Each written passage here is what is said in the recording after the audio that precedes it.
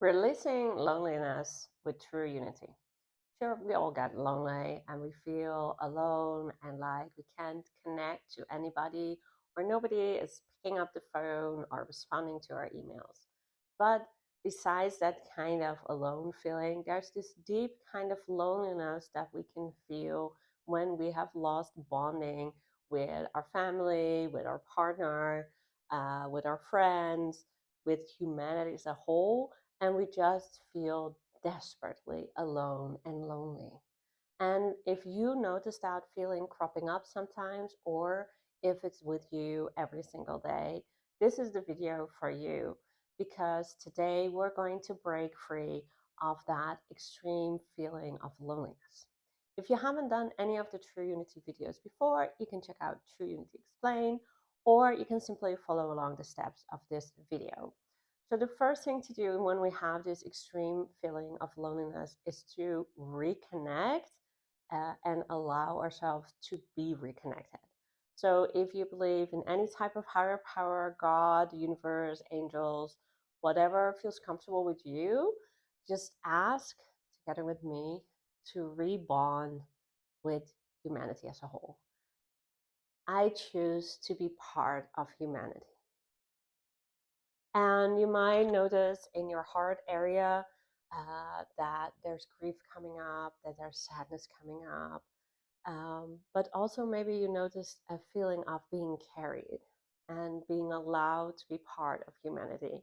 When we feel that alone, sometimes we feel like we're an alien and we're the only person going through this. And that's simply not true. The human experience is shared with everybody. So just breathe in and out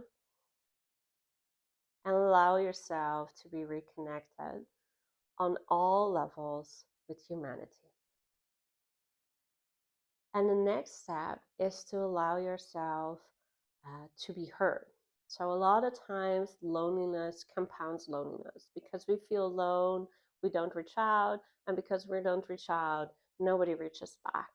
So, the first thing to do is to just reach out. So, even if there's nobody you can call or nobody you feel comfortable with, just throw out your energy up and just ask for somebody to hear you. I choose to be heard. And that might feel really heavy. And whenever we choose to actually try to be heard, we have to be mindful that sometimes we're not. Sometimes you call that friend and they're just too busy and they're not hearing you. They're with their own stress, their own pain, their own life, and they don't hear your pain. They don't hear your sadness.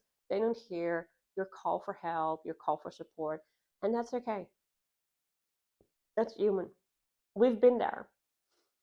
You have also been there when you were busy with your life and you didn't hear somebody else cry out for help.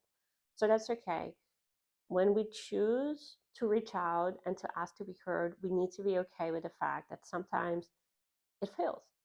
But it just fails with one person. And we were with a couple of billion in the world, so there could be somebody else that you can still try. So don't be discouraged if your call isn't heard the first time. Just breathe in and out. So we're reconnected with humanity. We choose to call out so somebody can hear us.